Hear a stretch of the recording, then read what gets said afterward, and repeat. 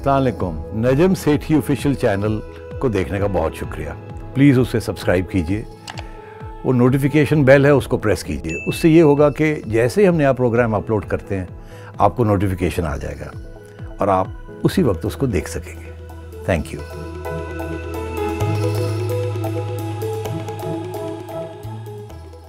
अस्सलाम वालेकुम, मैं हूं तमकीनत करीम और हमारे साथ मौजूद हैं नजम सेठी। अस्सलाम वालेकुम। पीडीएम का तीसरा पावर शो कोयटा में, क्या वहां कोई नई बात हुई? पाकिस्तान की सियासत में इस वक्त एक डेडलॉक का मंजर नजर आ रहा है और इस डेडलॉक से निकलने के लिए एक तमाम स्टेक होल्डर्स के डायलॉग की भी बात शुरू हो चुकी है। क्या ये डायलॉग मुमकिन है और इस डायलॉग के होने के लिए बुनियादी लवाजमात क्या दरकार हैं? आज इन सब पर बात करेंगे। सेठी साहब, आपने कोयटा का जलसा देखा, उसमें बहुत सी चीज़ें वही थी। यहाँ भी एक बहुत बड़ा क्राउड था, बड़ा जज्बा था, तमाम जो 11 जमातों के कायदीन थे वो वहाँ मौजूद थे। और कुछ जो पहले हो रहा था कि शायद बिलावल भुट्टो का ना हो खिताब, उन्होंने भी वीडियो लिंक से खिताब किया। फिर था कि शायद मियाँ नवाज शरीफ ना इसको एड्रेस करें, मगर उन्होंने भी वीडियो लिंक से एड्रेस किया। और हस्बे मामूल मीडिया ने अक्सर जो कायदीन थे उनकी तो तकरीरें दिखाई नहीं, और थोड़ी इनके जो बड़े कायदीन थे उनकी दिखाई, कुछ बीच में म्यूट किया। ये तो वो एज़ यूजुअल वाली बात थी। आप बताएं, इसमें आपको कोई नई बात नज़र आई? और एक और भी सवाल पूछा जा रहा है कि ये जो तमाम पार्टियां क्या अभी भी अपने मौक़िफ़ पे डटी हुई हैं या इधर उधर हो रही हैं? देखिए, नई बात तो बिल्कुल आई, ये तो नहीं कहा जा सकता कि नई बात नहीं आई। आपने कहा कि जलसा कामयाब था, जलसे में सारी जमातें थी, इत्तेफाक था, जो क्राउड भी बहुत बड़ा था, तो ये बातें तो ठीक थी, इसीलिए कहते हैं कि सक्सेसफुल जलसा था। जैसे कि पहले दो थे। आपने मुझे एक सवाल पूछा था इससे पिछले प्रोग्राम में कि आपका क्या ख्याल है नवाज शरीफ साहब वहाँ बोलेंगे, और अगर बोलेंगे तो क्या कहेंगे? तो मैंने ये कहा था कि बोलेंगे और बातें वहीं प्रोविंशियल बातें करेंगे। और तो आपने पूछा था कि और कोई किसी को टारगेट तो नहीं करेंगे जैसे पहले जलसे में किया था, तो मैंने कहा था नहीं, मेरा ख्याल है ऐसे नहीं होगा। तो अब तो मैं तो बिल्कुल जैसा ना कि मुझे भी मियाँ साहब ने छिक्का मार दिया और उन्होंने एक्चुअली बड़ी सख्त बातें की और उन्होंने नाम ले लेके आर्मी चीफ के भी और DGI के भी लेके उनको जिम्मेदार ठहराया कि ये जो सब कुछ हो रहा है। और उन्होंने ये कहा ये इमरान खान तो ना यहाँ का है ना वहाँ का, सारा मसला ही आप लोगों ने क्रिएट किया हुआ है, जिसके साथ अब एक बिल्कुल जैसे कहते हैं ना नई बात शुरू हो चुकी है। वो आगे जाकर डिस्कस करते हैं कि ये कहाँ जाएगी अब। मगर आपका दूसरा सवाल ये था कि क्या वो सियासी जमातें जो हैं वो इधर उधर होने लगी हैं या नहीं होने लगी। दरअसल कोशिश तो पूरी है इस वक्त हुकूमत की नहीं जितनी इस्टेब्लिशमेंट की, कि इनको कमज़ोर किया जाए, क्योंकि बयानिया बड़ा सख्त होता जा रहा है, स्पेशली मियाँ नवाज शरीफ साहब का। और ज़ाहिर है अगर उनका बयानिया सख्त होगा तो कल को फिर मौलाना जिन्होंने अपनी ज़ुबान ठहराई हुई है इस वक्त, अभी भी वो डायरेक्ट नहीं आ रहे, वो आ सकते हैं, तो फिर तो मामला और भी सीरियस हो जाएगा। तो मेरा ख्याल है अब बातें चल रही हैं कि पीपल्स पार्टी को धमकी दी जाए कि अगर आप लोगों ने इस तरीके से चले आगे तो फिर हम गवर्नर्स रूल लगा देंगे, आपकी हुकूमत की छुट्टी करा देंगे सिंध के अंदर, जो कि बड़ा सेंसिटिव इशू है। इसी तरीके के साथ कॉन्टैक्ट्स मेरे इतला के मुताबिक इस्टेब्लिशमेंट के कॉन्टैक्ट्स नून लीग के लोकल लीडरशिप और कोशिश लोकल लीडरशिप तो हैं, इसके बावजूद कि मियाँ साहब ने ये कहा कि नहीं होने चाहिए, पूछे बगैर किसी एस्टेब्लिशमेंट के साथ नहीं होने चाहिए। मेरा ख्याल है वो किसी हद तक कभी भी डायरेक्टली नहीं तो इनडायरेक्टली कुछ ना कुछ बात चल रही है। मगर इसके अलावा मेरी इतला के मुताबिक एस्टेब्लिशमेंट की लीडरशिप ने कोशिश ही है कि नवाज शरीफ साहब के साथ बराह रास्त रब्ता भी किया जाए, मगर मियाँ साहब ने इनकार कर दिया है बराह रास्त रब्ता करने से। ख़ुसूसन उनको ये पैगाम दिया जा रहा था कि नाम लेके मत बात करें और हथौली रखो, क्योंकि आगे जाके इशारा ये था कि अगर आप इतने पर्सनल हो जाएंगे तो फिर शायद आगे बातचीत ही नहीं हो सकेगी। और अगर आप चाहते हैं कि रास्ते खुलें, बातचीत हो, कोई अच्छे नताइज निकलें इस सारी सीरियस क्राइसिस में, तो फिर आप नाम ले के ना करें, नहीं तो गड़बड़ हो जाएगी। अब मियाँ साहब ने नई बात की मेरी इतला के मुताबिक। तो अब मसला ये बन गया कि तमकीनत पहले एक टारगेट था कि एस्टैब्लिशमेंट को ये कहा जा रहा था कि नहीं इमरान खान की छुट्टी कराएं और इलेक्शन कराएं। अब 3 लोगों को टारगेट कर दिया गया। तो मामला बहुत ही सीरियस हो गया, क्योंकि जब एक को टारगेट कर रहे थे तो उस वक्त ख्याल ये था कि ये जो बाकी दो लीडर्स हैं इस्टेब्लिशमेंट के, वही ये रास्ता खोलेंगे जिसके साथ इमरान खान की छुट्टी होगी और इलेक्शंस आएंगे आगे। अब क्योंकि उनको टारगेट कर दिया गया तो ये तो मुमकिन नहीं है कि वो इस तरीके से कोई रास्ता खोले जिस तरीके से after being attacked by Nawaz Sharif की, जिसमें नवाज शरीफ साहब की हामी हो जाए। वो तो प्रॉब्लम बन जाएगा, वो कमज़ोरी नज़र आएगी और शायद ये मुमकिन भी अब नहीं होगा। तो इस किस्म की सिचुएशन अब बहुत सीरियस हो गई है। बाकी ये है कि जैसे मैंने कहा कि मियाँ साहब के साथ कोशिश की जा रही है कि उनके साथ कोई रब्ता हो, उन्हें समझाया जाए कि हथौली रखो, रास्ते बंद ना करो, किश्तियाँ जलाओ मत। मगर और पीपल्स पार्टी के साथ धमकी चल रही है और मौलाना फजल के साथ कोशिश की जा रही है कि उनको ब्राइब किया जाए। अफवाहें बड़ी चल रही हैं कि जी मौलाना के साथ फ़लाने की मुलाकात हुई, फ़लाने की मुलाकात हुई और इतने अरब रुपए ऑफ़र किए हैं और इस किस्म की बात, ये बातें चल रही हैं। ये सोशल मीडिया पे तो नहीं इतनी जितनी कि व्हाट्सएप ग्रुप से ये बातें चल रही हैं, इल्ज़ामबाजी हो रही है। मगर मेरी इतला के मुताबिक, मीडिया के मुताबिक, मौलाना बिल्कुल किसी किस्म की बात करने के लिए तैयार नहीं है, जैसे नवाज शरीफ साहब अभी किसी किस्म की बात करने के लिए तैयार नहीं है विदाउट एश्योरेंसेस एंड गारंटीज़ कि मोटी बात होगी। क्योंकि मौलाना के साथ तो एक दफ़ा हाथ हो गया ना, तो आपको याद होगा पिछले साल। तो अब और ये वो गेम नहीं है कि मौलाना पैसे लेके पीछे हट जाएंगे, ऐसी बात नहीं है। जब ये एंटी इस्टेब्लिशमेंट रोल को इख्तियार कर लेता है तो फिर बड़ा मुश्किल हो जाता है उससे पीछे हटने के लिए। और ये वो जमातें हैं तमकनत जो कि एक ज़माने में सारी प्रो इस्टेब्लिशमेंट जमातें थी और लेन देन भी चलता था, आपको पता ही है 90 में क्या हुआ एंड सो ऑन। तो अब मेरा नहीं ख्याल इनमें से कोई फिसलेगा। अगर कोई फिसला तो वो धमकी होगी पीपल्स पार्टी के ऊपर, गवर्नेंस रूल की। और वो देखना है कि जरदारी साहब कैसे गेम खेलते हैं। मेरा अपना ख्याल है कि वो देखेंगे कि मियाँ साहब और मौलाना कैसे जा रहे हैं, और अगर वो मजबूत रहेंगे तो फिर जरदारी साहब भी शायद उनके साथ शामिल हो जाएं। अलबत्ता उस हद तक ही शामिल होंगे जिस हद तक वो अपना नुकसान नहीं करवा लेते। अच्छा सेठी साहब, आपने भी ये बात की पीडीएम की, ऑपोजिशन की, कि वो अपने मौक़िफ़ पे डटे हुए हैं और एक बड़ी सख्त पोजीशन ली हुई है। दूसरी तरफ हम देखते हैं कि हुकूमत ने भी, पीटीआई हुकूमत ने भी एक बड़ी सख्त पोजीशन ली हुई है। खान साहब की आप तकरीरें देख लें, उनके वज़रा की देख लें, ताबड़तोड़ हमले हो रहे हैं और वो कह रहे हैं कि हम छोड़ेंगे नहीं, और कोई किसी किस्म का एनआरओ देने को तैयार नहीं है। तो अगर दोनों ने इतनी सख्त पोजीशंस ली हुई हैं तो फिर बात आगे कहाँ जा रही है? देखिए, बात तो आगे जाएगी। सबसे पहले तो ये है कि नवंबर के महीने में कोई जलसे प्लान नहीं है। नवंबर के एंड में हो रहा है जलसा, नवंबर के एंड में।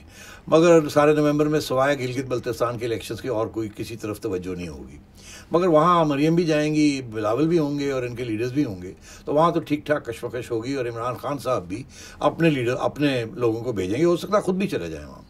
इसका ये मतलब है 3 वे फाइट होगी वहाँ। और बड़ी इंटरेस्टिंग बात यह है कि अगर उस फाइट के अंदर कोई रिगिंग हो गई तो फिर ये जो अपोजिशन का जो मूवमेंट है ये और भी ज़्यादा मजबूत हो जाएगा और वहाँ और भी ख़तरनाक किस्म के हालात हो जाएंगे।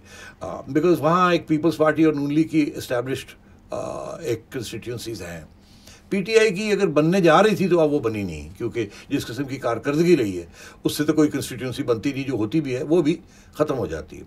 तो अब इस्टेब्लिशमेंट को ये देखना होगा कि इतना क्रिटिकल एरिया है गिलगित बल्तिस्तान कि वहाँ नून लीग और पीपल्स पार्टी को खुली छुट्टी दी जाएगी और रिगिंग नहीं होगी।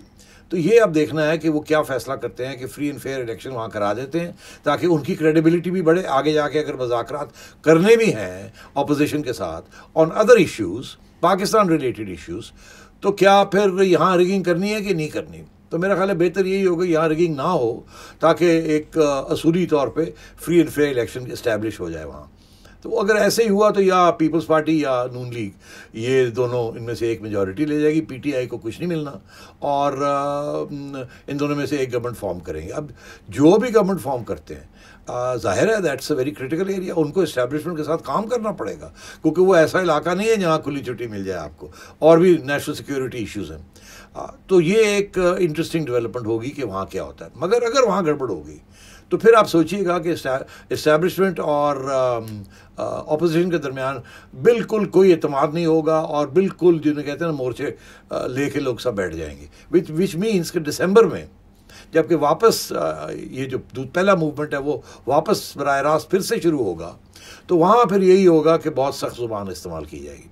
अलबत्ता अगर वहाँ इलेक्शन ठीक ठाक हो जाती है और नहीं होता तो ज़ुबान तो इस्तेमाल की जाएगी, बिकॉज वो जो पहला मकसद है वो तो पूरा नहीं होगा। अब पहला मकसद भी पूरा करना है और वो यही है कि इमरान खान साहब की छुट्टी हो और फौरी तौर पे इलेक्शन हो।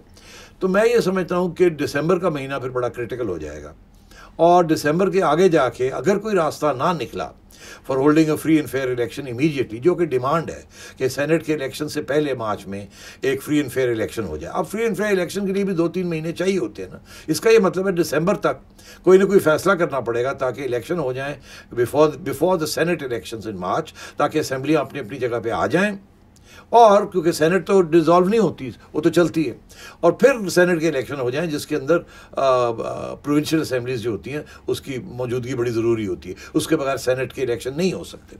तो मैं ये समझता हूँ कि ये इस किस्म की फिर December will be very critical month कि क्या होता है या क्या नहीं होता। मगर फिर आगे आइए आप कि अगर दिसंबर में भी ये मसले हल नहीं होते और हुकूमत और इस्टेब्लिशमेंट डट जाती हैं कि नहीं करते, कर लो जो करना है, तो फिर ये होगा, फिर लॉन्ग मार्च की तैयारी होगी। लॉन्ग मार्च अगर हस्ब मामूल अपनी ऑब्जेक्टिव अचीव कर लेती है और वो इस्लामाबाद जाने की कोशिश करती है तो लड़ाई झगड़े होंगे, अरेस्ट्स होंगी। तो मैं ये समझता हूँ कि अब देखना ये है कि इस्टेब्लिशमेंट आगे क्या मौक़िफ़ इख्तियार करती है। अगर उन्होंने यही मौक़िफ़ इख्तियार किया कि ऐसी तैसी, तो फिर आप देखिएगा कि रुकावटें भी क्रिएट होंगी, गिरफ्तारियाँ भी होनी शुरू हो जाएंगी दिसंबर के अंदर, और बिल्कुल एक किस्म की डक लगा दिया जाएगा अपोजिशन के ऊपर। अलबत्ता अगर ऐसे नहीं होता या पूरे तरीके से नहीं होता और फिर भी जलसे होते हैं और लॉन्ग मार्च जैसे भी है वो शुरू हो जाती है, तो फिर बहुत ही सीरियस सिचुएशन हो जाएगी। बिकॉज अगर ये इस्लामाबाद तक पहुंच गए तो फिर तो इस्लामाबाद में गिराव में आ जाएगा, फिर इस्टेब्लिशमेंट को डायरेक्टली इन्वॉल्व करना पड़ेगा, पुलिस संभाल नहीं सकेगी। और अगर इस्टेब्लिशमेंट चाहती है कि वो ना डायरेक्ट इन्वॉल्व हो तो उससे कबल इस्टेब्लिशमेंट को कोई ना कोई रास्ता ढूंढना पड़ेगा। अब वो ढूंढ पाएंगे नहीं ढूंढ पाएंगे। मियाँ साहब ने जो बात कर दी है कि पहले एक को अटैक करते थे, अब 3 के ऊपर डायरेक्ट बराह रास्त अटैक आ गई है और जिम्मेदारी ठहरा दी गई है, मैं समझता हूँ कि बहुत मुश्किल हालात आगे आने वाले हैं। किसी को समझ नहीं आनी कि अब क्या करना है क्या नहीं करना। अलबत्ता ये मैं आपको कह दूँ कि अगर ऐसी सिचुएशन आई जहाँ ना इस्टेब्लिशमेंट पीछे हटने के लिए तैयार है, ना गवर्नमेंट ना अपोजिशन, तो अपोजिशन के पास फिर एक फाइनली एक पत्ता होगा, गिरफ्तारियाँ हो गई, ये हो गया वो हो गया, लॉन्ग मार्च ना होने दी, कामयाब ना हुई वगैरह वगैरह, तो फिर वो रिज़ाइन कर देंगे। वो नेशनल असेंबली से भी रिज़ाइन करेंगे और हर प्रोविंशियल असेंबली में जहाँ भी हैं वो रिज़ाइन कर देंगे। अब पीपल्स पार्टी करे या ना करे वो अभी कहा नहीं जा सकता कि वो नेशनल असेंबली से तो कर सकती है, प्रोविंशियल असेंबली से शायद ना करे। अगर ऐसी सूरत हाल होगी तो एक प्रॉब्लम आ जाएगा। हुकूमत का ये कहना है कि जी कोई बात नहीं, कर लें रिज़ाइन, हम बाई इलेक्शन करा लेंगे।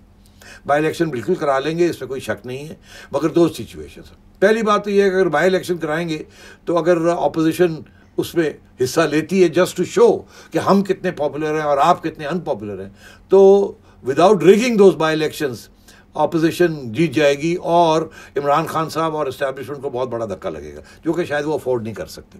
तो मसला ये होगा उनके लिए, अंग्रेज़ी का मुहावरा है between the devil and the deep blue sea, कि एक तरफ शैतान है दूसरी तरफ समुंदर है, कहाँ जाएं आप। तो वो ऐसे ही होगा कि फिर क्या होगा। तो ये बड़ा इंटरेस्टिंग एक डायलेमा आगे आने वाला है और ये रिजॉल्व करना पड़ेगा। अगर तो रिज़ाइन कर देते हैं और ये इलेक्शन रिगिंग करते हैं तो मसला बन जाएगा, अगर रिगिंग नहीं करते तो ये फिर आ जाएंगे, फिर आगे रिज़ाइन कर देंगे। क्राइसिस जो क्रिएट करनी है तो ये कहीं ना कहीं जाके इस क्राइसिस को रिजॉल्व करना पड़ेगा। अगर ये बात आ गई असेंबलीज तक कि रिज़ाइन कर देना इन्होंने, तो फिर एक आखिरी स्टेज आएगी कि सेनेट के इलेक्शन भी नहीं हो पाएंगे। आप छोड़िए सेनेट के इलेक्शन नहीं हो पाएंगे, उसकी वजह यह है कि सेनेट मार्च में छुट्टी हो जाएगी आधे सेनेट की, फिर वो उनके लिए इलेक्शन कराने हैं। उनके लिए इलेक्शन करवाने के लिए आपको प्रोविंशियल असेंबलीज चाहिए। अगर प्रोविंशियल असेंबलीज जो हैं उनके अंदर पूरी शमूलियत नहीं है और वो आधी रह जाती हैं प्रोविंशियल असेंबलीज, तो फिर सेनेट कंप्लीट नहीं होगी। सेनेट अगर कंप्लीट नहीं होगी तो पार्लियामेंट वजूद में नहीं है। पार्लियामेंट का मतलब है senate and national assembly. Senate on its own is not parliament, parliament national assembly on its own is not parliament. जब तक दोनों एग्जिस्ट ना करें सिमल्टेनियसली तो पार्लियामेंट नहीं है। तो अगर सेनेट इनकम्प्लीट है, पार्लियामेंट इनकम्प्लीट है, तो एक कॉन्स्टिट्यूशनल क्राइसिस आ जाएगी, जुडिशरी को इन्वॉल्व कर लिया जाएगा और बहुत बड़ा एक बहरान खड़ा हो जाएगा आपके। तो मैं ये समझता हूँ उससे पहले कुछ ना कुछ होना पड़ेगा, नहीं तो ये हम जा रहे हैं वो एक क्लिफ के ऊपर खड़े हैं और गिरने वाले हैं उसके अंदर। अच्छा, अभी आपने बात की कि ये एक बहुत बड़ा बहरान पैदा हो जाएगा। तो शायद इसीलिए अब ऑपोजिशन की तरफ से और बहुत से लोग हलकों की तरफ से अब ये बात आ रही है कि तमाम स्टेक होल्डर्स का एक डायलॉग होना चाहिए ताकि मुल्क को इस बहरान से, इस डेडलॉक से निकाला जाए। तो ये बताइएगा कि ये डायलॉग और जो मुज़ाकरात कह लें, ये कितना मुमकिन होगा और इसके शुरू होने के लिए वो बुनियादी हालात, शराइत, लवाजमात क्या होंगे ताकि ये शुरू हो सके? देखिए, इसमें बातचीत तो शुरू हो गई है। गालबन नून लीग की तरफ से कुछ लोग, राना सनाउल्लाह साहब हैं या खाकान अब्बासी साहब हैं, उन्होंने इस किस्म की कोई बातें शुरू की हैं कि जी बातचीत होनी चाहिए, मगर जो कंडीशंस हैं बातचीत की वो बड़ी ख़तरनाक है, जो कि आज तक ना हुकूमत ने मानी है ना इस्टेब्लिशमेंट मानेगी। वो ये है कि बातचीत होगी तो 3 मेन इश्यूज़ के ऊपर। एक ये कि फौरी तौर पे इलेक्शन कराए जाएं, दूसरा ये कि फ्री एंड फेयर इलेक्शंस हो, फौज की इदारों की मदाखलत ना हो, तीसरा इससे भी आगे है कि अगली जो भी हुकूमत आती है इदारे मदाखलत ना करें। आप समझ रहे मेरी बात? ये 3 बहुत बड़े इश्यूज़ हैं। अब गारंटीज़ कहाँ से मिलेंगी? चले हम समझते हैं कि इस्टेब्लिशमेंट मान जाती है कि चलो जी ठीक है, फ्री एंड फेयर इलेक्शन करा देते हैं, आप नया इलेक्शन कमीशनर ले आए, नया इलेक्शन कमीशन बना लें, कानून बना लें, हम कर देते हैं। हम नहीं करेंगे, चलो आसान है ये। अगली बात ये कि आगे जाके इस्टेब्लिशमेंट की मदाखलत कैसे ख़त्म होगी? वो तो एक हकीकत है कि इस्टेब्लिशमेंट इस मुल्क की सबसे पावरफुल पॉलिटिकल फोर्स है। वो अपने आप को नेशनल सिक्योरिटी की फोर्स कहती है, जिसके अंदर सारा कुछ ही आ जाता है। 70 साल में तो उन्होंने मदाखलत नहीं रोकी, कभी डायरेक्ट करते हैं, कभी इनडायरेक्ट करते हैं, और आपके पास 2/3 मेजॉरिटी भी हो तो कोई फ़र्क नहीं पड़ता उन्हें। ठीक है ना? ऐसे ही है, क्योंकि फॉरेन पॉलिसी हो गई, ये चीज़ें वो कंट्रोल करना चाहते हैं। तो ये एक इंस्टीट्यूशनल थिंकिंग है, ये 1-2 इस्टेब्लिशमेंट के लीडर्स की थिंकिंग नहीं है। मेरी आप बात समझें, ये इंस्टीट्यूशनल थिंकिंग है। तो अगर 1-2 लीडर इधर उधर हो भी जाते हैं, रास्ते से हट भी जाते हैं, मगर इस्टेब्लिशमेंट की जो इंस्टीट्यूशनल थिंकिंग है, सियासतदानों के बारे में, या ये मुल्क ने कहाँ जाना है, या ये मुल्क है क्या, और इस्टेब्लिशमेंट का रोल क्या है, उनकी पर्क्स एंड प्रिविलेजेस क्या हैं, उनकी नेशनल सिक्योरिटी डॉक्ट्रिन क्या है, इसके ऊपर तो कोई इस्टेब्लिशमेंट का लीडर नया या पुराना कॉम्प्रोमाइज़ नहीं करने के लिए तैयार होगा। अगर करेगा तो इस्टेब्लिशमेंट की तरफ से उसके ऊपर बड़ा प्रेशर आ जाएगा। ये 70 साल का एक डेवलपमेंट है, ये 1-2 साल में ख़त्म होने वाला नहीं है। तो ये जो डिमांड है कि जी इस्टेब्लिशमेंट गारंटी करे कि वो मुदाखलत नहीं करेंगे, गारंटी कैसे करे? वो कह देंगे नहीं करेंगे, वो तो कहते हैं हमने तो की नहीं पहले भी, ये तो आप लोग गड़बड़ करते हैं तो फिर हमें मजबूरी हो जाती। तो ये एक बड़ा मुश्किल मरला है कि इलेक्शन तो फ्री एंड फेयर हो सकते हैं, एक आध दफ़ा हुए भी हमारी तारीख में, मगर क्या उसके बाद जिन लोगों को पावर मिलती है या ऑफिस मिलता है, क्या उनके पास पावर भी होगी कि नहीं? और आज तक तो ये हुआ है कि 1 आध साल 2 साल ठीक निकल जाते हैं, उसके बाद इस्टेब्लिशमेंट जो है वो खड़ी हो जाती है और कहती है ये आप क्या कर रहे हैं, ये आप क्या कर रहे हैं, और आपको डिस्टेबलाइज करना शुरू कर देती है। और उसमें कुछ आपकी भी गलतियाँ होती हैं, कुछ उनकी एम्बिशंस होती हैं, इंस्टीट्यूशनल एंड पर्सनल, तो ये चीज़ें चलती रहती हैं। ये जो इशू है ना तमकनत के, इस्टेब्लिशमेंट को अपना दायरे से बाहर नहीं होना चाहिए। एक्चुअली इस्टेब्लिशमेंट का तो मतलब ही ये है, जहाँ जिस मुल्क में कोई इस्टेब्लिशमेंट है उसे कहते हैं ये परमानेंट इस्टेब्लिशमेंट है। जो चीज़ परमानेंट हो उसको इस्टेब्लिशमेंट कहते हैं, जो आती है जाती है उसको इस्टेब्लिशमेंट नहीं कहते। इंग्लैंड में भी इस्टेब्लिशमेंट है। इंग्लैंड की establishment is the judiciary and the civil service and the defence service. America में भी इस्टेब्लिशमेंट है, is the Pentagon, the intelligence agencies, उनको इस्टेब्लिशमेंट वहाँ कहा जाता है। तो मैं ये समझता हूँ इस्टेब्लिशमेंट बाय डेफिनेशन परमानेंट है। तो ये कहना कि जी रातों रात इस्टेब्लिशमेंट इस मुल्क में ना हो, ये मुमकिन नहीं है। अलबत्ता किस हद तक इस्टेब्लिशमेंट इंटरवेंशन करे और किस तरीके से करे, और कौन से रास्ते हैं जो आइन के अंदर रहते हुए अपना एक रोल अदा करें, जिसके लिए इदारे बने हुए हैं।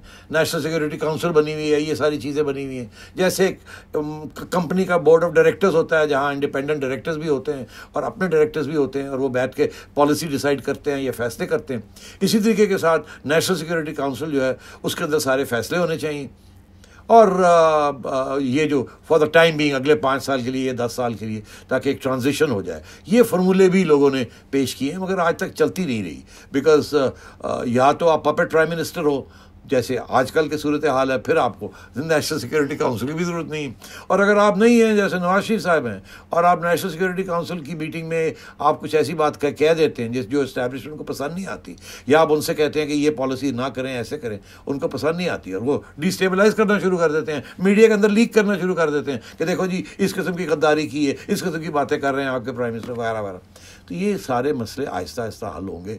जमहूरियत जैसी रूट पकड़ेगी, और ज़िम्मेदारी के साथ जो प्राइम मिनिस्टर्स आएंगे वो ज़िम्मेदार होंगे, सोच समझ के काम करेंगे और मुल्क को आगे ले जाने की कोशिश करेंगे। तो ये मैं ये समझता हूँ कि ये तो सबसे पहला मरहला है। दूसरा मरहला या प्रॉब्लम ये आएगा कि उस डायलॉग के अंदर कौन बैठेगा। अच्छा, अब डायलॉग के अंदर कौन बैठेगा यार, समझ तो आती है कि चले अगर नेशनल सिक्योरिटी काउंसिल के अंदर हुकूमत और एस्टैब्लिशमेंट बैठी होती है तो शायद ये भी एक तरमीम आ सकती है कि नेशनल सिक्योरिटी काउंसिल जो है उसके अंदर अपोजिशन की लीडरशिप को भी उठा लिया जाए, या मेन अपोजिशन लीडरशिप है उनकी भी रिप्रेजेंटेशन होनी चाहिए, और वहाँ वही बातें होनी चाहिए जो कि जिसका ताल्लुक नेशनल सिक्योरिटी के साथ है। सिर्फ ज़ाहिर है वो एस्टैब्लिशमेंट के इश्यूज़ जो हैं उसके अंदर अपोजिशन गवर्नमेंट सारे मिल के बात करो। मगर अगर ऐसी चीज़ होती है तो जुडिशरी को कहाँ से लेके आएंगे आप? अभी ये भी तो एक सजेशन आ रहा है ना कि जी गारंटियाँ कहाँ से होंगी। गारंटियाँ तो सिवाय जुडिशरी के कोई नहीं दे सकता कि जी ये फैसला हुआ है, और अगर इसको कोई वायलेट करता है तो जुडिशरी उसके खिलाफ उसको स्ट्राइक डाउन कर देगी अगर कोई अपील होती है या कोई पिटिशन होती है। तो जुडिशरी को आप कहाँ से लेके आएंगे? आइन के अंदर आप ये कह सकते हैं नेशनल सिक्योरिटी काउंसिल वगैरह वगैरह, क्या आइन के अंदर ये भी कह सकते हैं कि चीफ जस्टिस चारों हाई कोर्ट्स के और चीफ जस्टिस ऑफ पाकिस्तान उनको भी एक कुर्सी दी जाएगी? तो फिर ये हो गया कि काबीना भी बैठेगी, अपोजिशन भी बैठेगी, तो ये तो फिर बात ऐसी बन जाएगी कि बात चलने वाली नहीं होगी। तो मैं ये समझता हूँ ये बहुत मुश्किल काम है कि जनाब आप कोई ऐसा इदारा बनाएं जहाँ सारे बैठे हों और फैसले हों इस तरीके से मुश्तरका तरीके के साथ। ऐसे होता नहीं है। हर गवर्नमेंट के पास कुछ हक होता है पॉलिसी चेंज करने का, स्टेटस को कुछ चेंज करने का। स्टेटस को के अंदर डोमेस्टिक पॉलिसी भी आ जाती है, फॉरेन पॉलिसी भी आ जाती है, बहुत सी चीज़ें आ जाती हैं। तो मैं ये समझता हूँ ये बड़ा मुश्किल काम है। बेहतर काम यही है कि इस्टेब्लिशमेंट एक कदम पीछे हटे और हट के और रास्ते खोले ताकि फ्री एंड फेयर इलेक्शंस हों, और उसके अंदर जो सियासतदान आएँ वो फिर जिम्मेदारी के साथ कोशिश करें कि इस्टेब्लिशमेंट को साथ लेके चलें, अपोजिशन को साथ लेके चलें ऑन कोर इश्यूज़ जो कि जिसका ताल्लुक पाकिस्तान की सिक्योरिटी और वेल बीइंग खुशहाली के साथ है। ताकि अपोजिशन के बारे में कहा जाता है वो अपोजिशन होती है जो लॉयल अपोजिशन होती है। यहाँ तो जो अपोजिशन आती है उसको लॉयल नहीं, उसको डिसलॉयल करार दे दिया जाता है, गद्दार करार दे दिया। ये भी तब्दील होना पड़ेगा। तो बहुत सी चीज़ें हैं। मुझे नहीं पता कि हमारे मुल्क के अंदर इतनी स्टेट्समैनशिप है। इमरान खान में तो मुझे नज़र नहीं आ रही। नवाज शरीफ साहब ने भी कुछ छिक्के चौके मार दिए हैं, अट्ठे भी मार दिए हैं। वो भी तैयार होंगे इस किस्म की गुफ्तगू के अंदर। उधर इस्टेब्लिशमेंट के अंदर भी जो लीडरशिप है उनको भी इन्वॉल्व कर दिया गया है। तो वो अब किस मुँह के साथ बैठेंगे, ऐसे लगेगा कि बाजीज बन गए हैं। तो उनके लिए भी प्रॉब्लम है, ये सबके लिए प्रॉब्लम है। मुझे आगे रास्ता नज़र नहीं आ रहा। सेठी साहब ये जो आप मंजर पेश कर रहे हैं ये तो काफ़ी कशीदा सा लग रहा है। मेरा तो बहुत मुझे फ़िक्र हो रही है कि ये फिर पाकिस्तान का बनेगा क्या अगर आपस में ना हुकूमत और अपोजिशन ने बात करनी है और अगर ये तमाम स्टेक होल्डर्स ने भी बैठ के नहीं बात करनी। फैज़ साहब तो इसका मसले का हल बहुत पहले दे गए थे। वो कह गए हैं कि दिलों की उलझनें बढ़ती रहेंगी अगर कुछ मशवरे बाहम ना होंगे। तो अगर आपस में ये बातचीत नहीं होगी, इकट्ठे बैठेंगे नहीं, तो मुल्क तो फिर ये खाई की तरफ आपने पहले ही इशारा कर दिया। तो अब क्या हम खाई में गिरने जा रहे हैं? देखिए, एक बात थी जो मैं रह गई। अब आपने कहा गिरने जा रहे हैं, तो मैं बता दूं कि जब आप गिरने जा रहे हैं या खड़े हैं ऐसी जगह पे जहाँ से गिर सकते हैं, तो धक्का देने वाले बड़े लोग तैयार हो गए हैं। देखिए, सबसे पहली बात तो ये है कि ये क्राइसिस अगर चलती रही तो मईशत जो है जो बैठी हुई है वो उठेगी नहीं। अगर मईशत उठेगी नहीं तो लोगों की नाराज़गी और भी ज़्यादा बढ़ेगी, अपोजिशन और भी मजबूत होगी। पहली बात तो ये सोचने वाली है इस्टेब्लिशमेंट को भी और हुकूमत को भी कि जितनी देर ये मसला चलेगा उतनी देर उनकी वो कमज़ोर होंगे और अपोजिशन स्ट्रांग होती जाएगी और आवाम जो है उससे उस गुस्सा बढ़ता जाएगा। पहली बात तो ये, क्योंकि अनसर्टनिटी, पॉलिटिकल अनसर्टनिटी में एक इकोनॉमिक्स रह जाती है। इन्वेस्टमेंट डिसीजंस नहीं होती, कोई काम करने के लिए तैयार नहीं होता। अब तो आपने देख ही लिया है कि बिजनेसमैन इन्वेस्टमेंट करने के लिए तैयार नहीं है, ऊपर से ब्यूरोक्रेसी जो है वो फैसले करने के लिए तैयार नहीं है। सब भाग दौड़ हो रही है कि जी क्या होगा क्या नहीं होगा। तो इस सूरत का हालत जब तक ये चलेगी आपकी मईशत नहीं उठेगी, पहली बात। दूसरी बात ये है ये मईशत तो बैठी हुई है और उठने का कोई इरादा नहीं रखती इस किस्म के हालात में। तो अगली बात ये है कि आपके दुश्मन दोनों बॉर्डर्स के ऊपर तकड़े हो रहे हैं। मैं कब से ये कहता आ रहा हूँ तमकरत कि टेररिज्म बढ़ेगी, क्योंकि इंडिया ने पूरी कोशिश करनी है आपको डिस्टेबलाइज करने की उस वक्त जबकि पाकिस्तान के अंदर कोई इत्तेफाक ना हो, जो कि अब नहीं है। इस वक्त इतनी बड़ा क्राइसिस चल रही है मुल्क के अंदर, पार्लियामेंट के अंदर और कॉन्स्टिट्यूशन के अंदर, वेरियस स्टेक होल्डर्स का जो रोल है उसके ऊपर, बेसिक चीज़ों के ऊपर 70 साल के बाद हम फिर घूम फिर के वहीं आ खड़े हुए हैं कि ये किस किस्म का मुल्क होगा, किसका क्या रोल होगा, कौन क्या करेगा, कितनी आज़ादी होगी, वगैरह वगैरह। तो पहली बात तो ये है कि टेररिज्म बढ़ गई। अब आपको मुझे बताने की ज़रूरत नहीं है, खुद ही हमें हर रोज़ बताया जाता है कि टीटीपी जो है उसके दहशतगर्दी के जो वाक़यात हैं वो बढ़ते जा रहे हैं और ये बढ़ेंगे, और यहाँ भी बढ़ेंगे, बलूचिस्तान में भी बढ़ेंगे। और जो मुझे ख़तरा है ये कि किसी स्टेज के अंदर खुदा न ख्वास्ता अब कराची के अंदर तो उनका पहले से जैसे कहते हैं ना फुटप्रिंट है। कुलभूषण को भी तो पकड़ा गया ना इसी काम में, वो उधर से लेके कराची के अंदर गड़बड़ कर रहे हैं। तो अब बात यह है कि सिर्फ कराची के अंदर गड़बड़, उधर बलूचिस्तान में, उधर फाटा में शुरू हो गई, अब पेशावर में बम फटने शुरू हो गए। तो मैं ये समझता हूँ ये अगर ये बढ़ गए, जो कि बढ़ने का ज़्यादा इम्कान है, जितना आपके घर के अंदर लड़ाई झगड़े होंगे उतने ज़्यादा ये चीज़ें बढ़ेंगी, बिकॉज लोग तैयार हो जाएंगे करने के लिए ये काम। और इंडिया जो है और पैसे फेंक रहा है इसमें, पहली बात। दूसरी बात ये है कि उधर बॉर्डर के ऊपर अफगानिस्तान के अंदर कोई सेटलमेंट नज़र नहीं आने जा रही। इस बॉर्डर पर अमेरिका जा रहा है मगर अभी तक सेटलमेंट नहीं हुई, और तालिबान और सिविल वॉर जो है लगता है ऐसे है कि वो कंटिन्यू करेगा। आपके लिए प्रॉब्लम बन जाएगा कि आप किसकी साइड लेंगे। अभी तक तो आपने न्यूट्रल रहने की कोशिश की, साल डेढ़ हो गया जिसकी वजह से यहाँ तक पहुँचे, मगर तालिबान इस वक्त तैयार नहीं है कोई पावर शेयरिंग के लिए। बातें हो रही हैं, इवेंचुअली वहाँ सिविल वॉर होगी, बड़ी ख़तरनाक सिविल वॉर होगी, और आपके ऊपर बड़ा दबाव आएगा कि आप किसकी साइड लेते हैं या किसकी साइड नहीं लेते। अगर आप तालिबान की साइड लेते हैं तो बाकी वेस्टर्न पास जो है आपके साथ खिलाफ हो जाएंगे। अगर आप उनकी साइड लेते हैं तो तालिबान आपके साथ खिलाफ हो जाएंगे। अफगान तालिबान और टीटीपी अपने हाथ इकट्ठे करके आपको डिस्टेबलाइज करेंगे। ये खतरा। दूसरा, उधर हिंदुस्तान, नरेंद्र मोदी, हर इंडिकेशन ये है कि वो तैयार बैठा है कि किसी न किसी स्टेज पे बॉर्डर को हॉट करके कोई ना कोई पाकिस्तान को कोट अनकोट सबक सिखाया जाए। इंडिया का मीडिया तो ऑलरेडी जिस किस्म की खबरें, गलत झूठी खबरें लगा रहा है, वहाँ तो लोग तैयार कर रहे हैं लोगों को। और नरेंद्र मोदी की जो अपनी मईशत है वो बैठी हुई है और वो भी एक डिस्ट्रैक्शन ढूंढ रहा है। अभी चाइना के बाद उनके लिए प्रॉब्लम्स और भी बढ़ गए, तो ये पाकिस्तान के साथ कोई ना कोई पंगा वो ज़रूर लेगा। इन हालात में जहां आपका एक बॉर्डर अनस्टेबल है, दूसरा बॉर्डर अनस्टेबल हो जाता है, मुल्क के अंदर सूरत हाल इतनी ख़राब है कि कुछ खुदा न ख्वास्ता छोटी सी भी कहीं कोई हादसा हो जाता ना तो ये ऑपोजिशन पड़ जाएगी, कहेगी आपने ठीक नहीं किया, आपकी पॉलिसी गलत थी, ये जो डिफीट हुई है, ये जो हुआ है, ये गवर्नमेंट और एस्टैब्लिशमेंट ने मिलकर यहाँ ले आए। आज तक तो सिर्फ नवाज शरीफ साहब बात कर रहे हैं कि मैशत, पॉलिटिकल इकॉनमी आपने ख़राब कर दी, तबाही कर दी, मगर फिर ये कहेंगे कि आपने पाकिस्तान को ख़तरे में डाल दिया because of your bad policies. तो मैं ये समझता हूँ कि ये वो वक्त आ रहा है जहाँ हमें एक इत्तेहाद शो करनी है, यकजहती के साथ अपने दुश्मनों को कन्फ्रंट करना है।